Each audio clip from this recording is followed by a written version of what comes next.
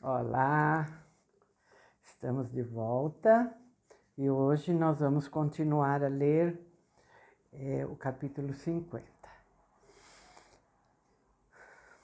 Foi um longo e torturante inverno. Amadeu deixou de aparecer nos nossos encontros. Jorge estava doente de ciúmes. Seria exagerado dizer que pressenti o que aconteceria. Sim, seria exagerado, mas não deixei de achar estranho que eles confiassem cada vez mais na minha memória. E se acontecer alguma coisa comigo? Perguntava. Estefânia saiu da sala.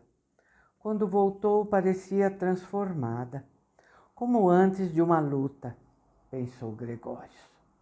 Pelo jeito, passara uma água no rosto e prendera o cabelo num rabo de cavalo. Estava na janela fumando um cigarro, com tragos apressados, antes de continuar falando. A catástrofe ocorreu no final de fevereiro. A porta se abriu exageradamente devagar, silenciosamente. Ele usava botas. Não tinha uniforme, mas botas. As botas foram a primeira coisa que vi pela fresta da porta. Depois aquele rosto inteligente, à espreita. Nós o conhecíamos. Era Badajoz, um dos homens do Mendes. Imediatamente fiz aquilo que havíamos combinado tantas vezes e comecei a falar sobre o C cedilha, explicar o cedilha aos analfabetos. Depois, durante muito tempo, não podia mais ver um C cedilha à minha frente sem ter que pensar no Badajoz. O banco rangeu quando ele se sentou. João Essa me lançou um olhar de advertência. Agora tudo depende de você, pareceu querer dizer. Como sempre, eu usava minha blusa transparente. Era, por assim dizer, o meu traje de trabalho. Jorge a odiava. Então tirei o casaco. O olhar de Badajoz no meu corpo deveria nos salvar. Vi como ele cruzou as pernas. Um nojo. Terminei a aula. Quando Badajoz se aproximou de Adrião, o meu professor de piano, logo compreendi que tudo estava perdido. Não escutei o que eles falaram, mas Adrião empalideceu e o Badajoz deu um sorriso pérfido. Adrião nunca mais voltou do interrogatório. Não sei o que fizeram com ele. Nunca mais o vi. João insistiu que eu fosse morar na casa de sua tia. Segurança, disse ele. Tratava-se de me deixar em segurança. Já na primeira noite ficou claro para mim. Não se tratava de mim apenas, mas, sobretudo, da minha memória. Ou daquilo que ela poderia revelar se me pegassem. Durante aqueles dias, me encontrei uma única vez com Jorge. Não nos tocamos, nem com as mãos. Foi fantasmagórico. Eu não entendi nada. Só entendi mais tarde, quando Amadeu me disse que eu teria de sair do país. Estefânia voltou da janela e sentou. Olhou para Gregório. O que Amadeu disse sobre Jorge foi tão monstruoso, tão inacreditavelmente cruel, que a minha primeira reação foi um acesso de riso. Amadeu fez uma cama para mim no consultório, antes de partirmos no dia seguinte. Eu simplesmente não acredito, disse eu. Me matar? Olhei para ele. Estamos falando de Jorge, teu amigo. Precisamente, respondeu ele com uma voz inexpressiva. Eu quis saber o que ele tinha dito ao certo, mas ele não se mostrou disposto a repetir as palavras. Quando depois fiquei sozinha no consultório, repassei mentalmente tudo o que eu vivenciara com Jorge. Seria ele capaz de pensar numa coisa daquelas? Pensar seriamente? Fiquei cansada e insegura. Pensei nos seus ciúmes. Pensei nos momentos em que ele me parecera violento e inescrupuloso, se bem que nunca contra mim. No final, eu já não sabia de nada. Simplesmente não sabia. No enterro de Amadeu, estivemos lado a lado, ele e eu. Os outros já tinham ido embora. Você não acreditou, não? Perguntou ele depois de algum tempo. Ele me interpretou errado. Foi um mal-entendido, uma simples questão de mal-entendido. Agora já não importa mais, disse eu. Nós nos separamos sem nos tocarmos. Nunca mais ouvi falar dele. Ainda está vivo. Depois da resposta de Gregórios, o silêncio se instalou por algum tempo. Finalmente, ela se levantou e tirou da estante o seu exemplar de O Mar Tenebroso, o grande livro que estivera na mesa de trabalho de Amadeu. E ele leu isso até o final? Perguntou ela. Ela sentou-se com o livro no colo. Foi simplesmente demais para uma jovem de 25 anos. O episódio com Badajoz, a fuga no meio da noite para a casa da tia de João, aquela noite no consultório de Amadeu, aquela terrível ideia de Jorge, a viagem ao lado do homem que me tinha roubado o sono. Eu estava completamente confusa. Viajamos durante 1 hora sem trocar uma palavra sequer. Eu me sentia aliviada por poder me ocupar com a direção e o câmbio. João dissera que devíamos passar a fronteira no norte, na Galícia. Então vamos até Finisterra, disse eu, e lhe contei o episódio do estudante de latim. Ele pediu para parar e fizemos amor. Depois ele me pediu isso várias vezes, cada vez mais. A avalanche se soltara. Ele me procurava, mas foi precisamente assim. Ele não procurava a mim, ele buscava a vida. Ele queria cada vez mais, com mais rapidez, mais avidez. Não que tivesse sido rude ou agressivo, ao contrário. Eu nem imaginava que ele podia ser capaz de tanta ternura. Mas ele me sugou. Tinha uma tal sofreguidão de vida, de seu ardor, de seus desejos. E ele não tinha menos fome do meu espírito do que do meu corpo. Naquelas poucas horas quis conhecer toda a minha vida, as minhas recordações, meus pensamentos, as minhas fantasias, os meus sonhos, tudo. E compreendia tudo, com uma rapidez e uma exatidão que depois de um espanto inicial me deu medo, pois a sua percepção desenfreada derrubava todas as barreiras protetoras. Nos anos que se seguiram, passei a fugir toda vez que alguém começava a me compreender. Isso melhorou, mas uma coisa permaneceu. Não quero que alguém me compreenda totalmente. Quero passar pela vida sem ser reconhecida. A cegueira dos outros é a minha segurança e a minha liberdade.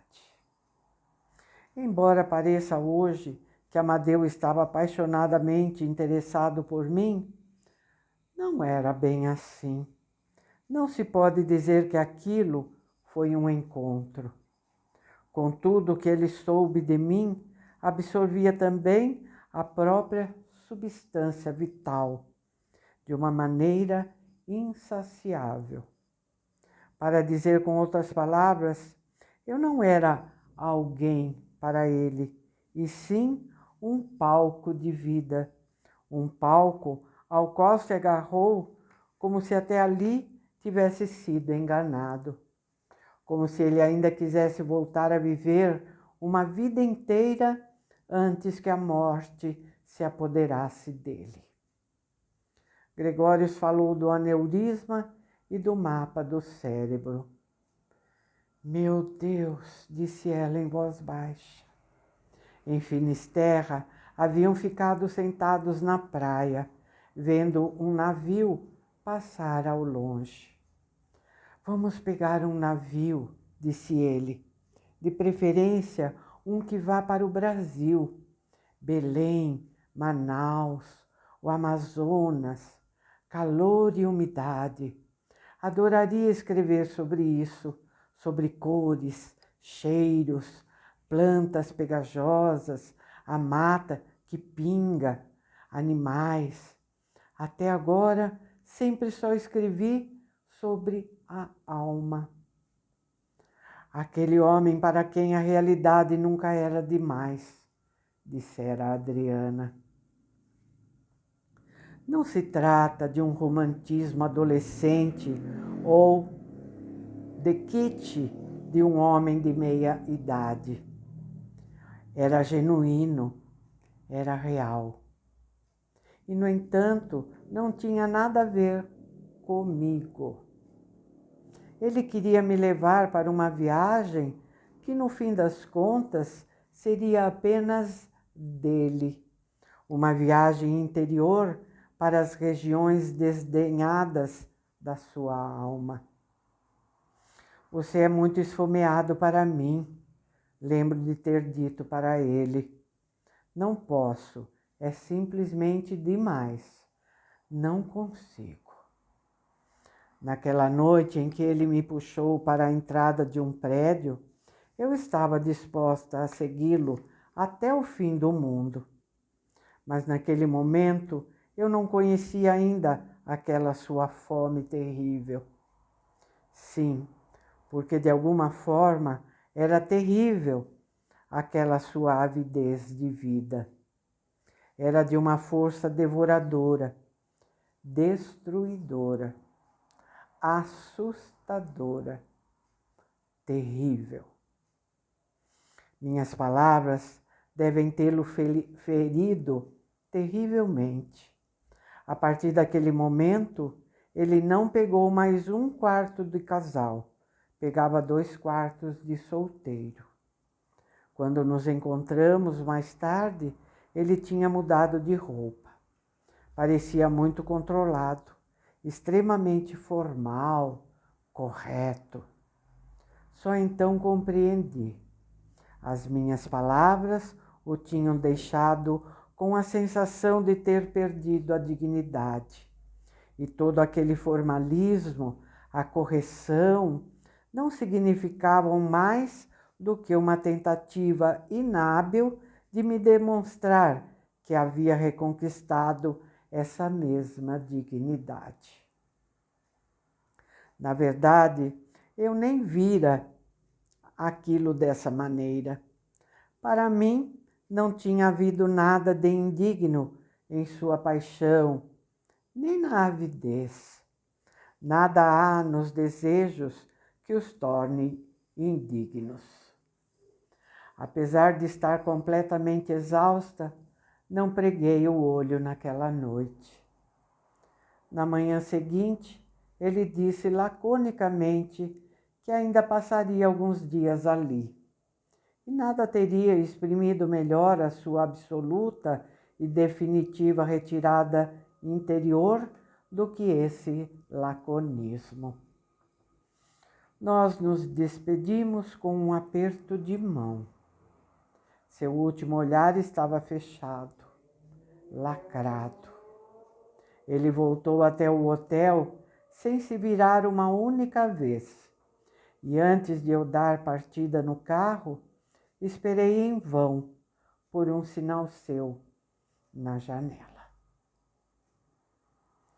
Depois de uma meia hora insuportável ao volante, voltei para o hotel.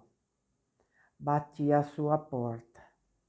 Ele estava perfeitamente calmo, sem qualquer hostilidade, quase sem reação. Tinha me excluído de sua alma para sempre. Não tenho a menor ideia de quando voltou para Lisboa. Depois de uma semana, disse Gregórios. Estefânia lhe devolveu o livro. Passei a tarde toda lendo. Primeiro fiquei horrorizada. Não sobre ele, sobre mim, por não fazer a menor ideia de quem ele era, de como era lúcido em relação a si próprio, impiedosamente lúcido. E aquela tremenda capacidade de se exprimir. Fiquei com vergonha de ter dito para um homem daqueles: não te quero, você é muito esfomeado. Mas depois, aos poucos, entendi que foi certo dizer aquilo. E teria sido acertado, mesmo depois de conhecer os seus pensamentos. Era perto da meia-noite. Gregórios não queria ir embora. Berna, o trem, as tonturas, tudo estava tão distante. Quis saber como uma funcionária dos Correios tinha se transformado em uma professora universitária. Ela respondeu de forma lacônica, quase reservada. Também existia isso. Alguém se abrir totalmente no que diz respeito ao passado remoto, mas mas se manter lacrado em relação ao passado recente e ao presente. A intimidade tem o seu próprio tempo. Estavam na porta quando ele tomou uma decisão. Tirou da pasta o envelope com os últimos apontamentos de Prado. Creio que essas frases sejam suas, mais do que de qualquer outra pessoa, disse ele.